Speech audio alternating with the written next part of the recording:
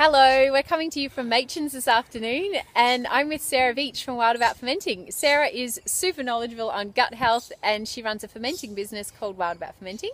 And I wanted to talk to her and interview her on her experience about fasting. So Sarah, you've done multiple fasts and also intermittent fasting. Do you want to tell the crew your experience around that and maybe some of the benefits or challenges? Yeah, so I've been fasting for a little while now. I really enjoy it. It's definitely part of my routine. And my biggest water fast that I've done is 10 days, 12 days. Wow, awesome.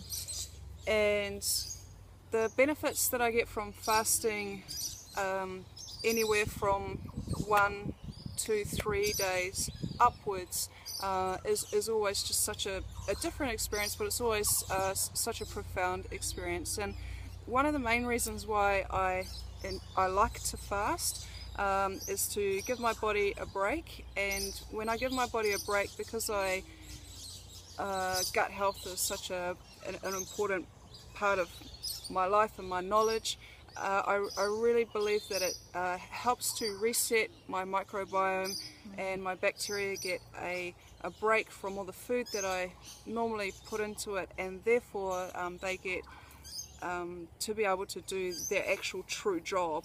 And so for me, it's a really important part of, I guess you might say, my health protocol for that reason. So can I ask how often you choose to fast? Is there a certain time frame around how often you choose to give your body a break, even if it's just a one-day fast? Well, I normally intermittent fast nearly every day. Sometimes I definitely don't do it. It's just the way that it works out. But I believe that by giving by intermittent fasting, you get a benefit. You get that enormous benefit on a regular basis. And then I really like to do, even if it's just a one-day fast, or you know, if I can get it in a bigger section, that's great. But I try and do that around once a month, maybe once every 2 months, depending just on how my life is going. Definitely for me, if I can follow the seasons and give myself, you know, a dedicate a number of days each time the new seasons come through. So every quarter? Then I know that that I'm really giving my body a almost like a rejuvenating time frame, and even a reset? Yeah, definitely a reset for sure. Yeah. Excellent. So what have been some of the challenges with your fasts? Well, I have 3 kids. That's always awesome. Wow. So you're fasting with a family? Yeah. So it's enormously challenging, especially if you're doing a longer fast. Those initial kind of days, just while you're getting into the groove of it. Yeah. And then after that, it's not a problem at all for me. Okay. So it's often on about day 3, I get I feel kind of tired. And so. But I've just learned to be really kind to myself, and learned that you know, it's okay for the kids to, I don't know, watch a video and things like that. So I can.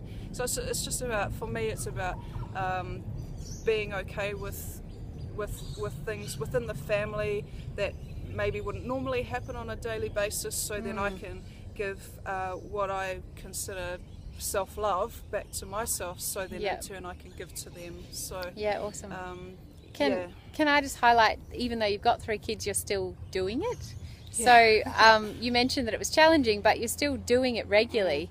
So how do you structure your day, or how do you get your mind in the right place to follow through on it day after day, be it 2 days, 3 days or longer?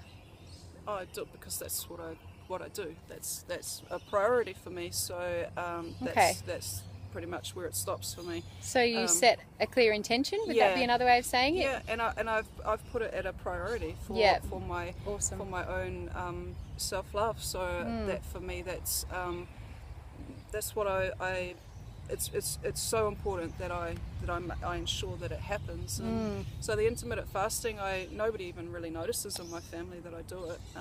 So it, that really, it doesn't interfere in anybody at all with that.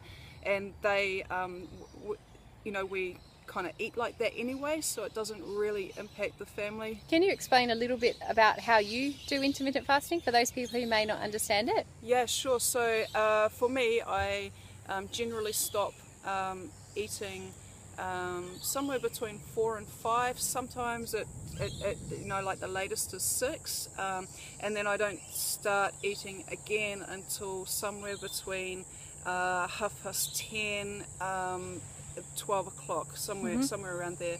So then my body is getting those like 16 to 18 hours of fasting. And of course most of those fasting hours are sleeping, and so your body is just able to hit that reset button day after day after day that you do it, and your body becomes cleaner, so you need less food to be able to for your body to become a machine, and and it needs this well-oiled machine, because it's absorbing the nutrients from the nutrient-dense food, or why do you feel? Because you're not so full up with food all the time that your body is trying so hard to process the food all the time, and so the food that you do give it is always good quality food. And it's not like you fast and then you go and eat processed junk food.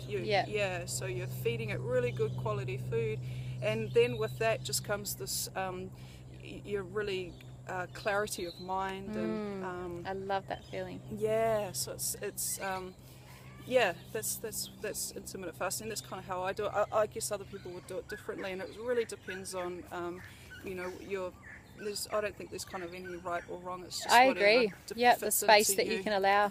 So is there anything that you emphasize during your regular intermittent fasting 16 to 18 hour period?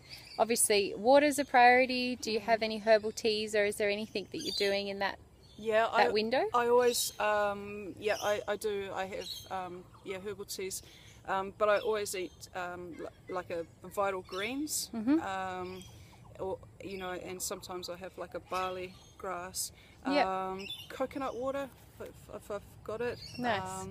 They're probably the main things. Great. And then you'd be breaking your fast regularly with something plant-based, like a smoothie or fresh fruit, or it's very salad, or normally it's really light. I eat my main meal in the middle of the day, or sometime between. It's normally around between 2 and 3 in the afternoon, and so then when I'm have my last meal, it's always something really light. Awesome.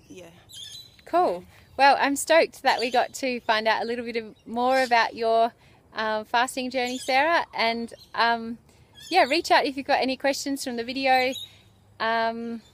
Check out Sarah's Wild About Fermenting page. She's got heaps of information on there, and I guess maybe one thing you could take away from this is integrating intermittent fasting into your day tomorrow. All right, see you guys. Bye.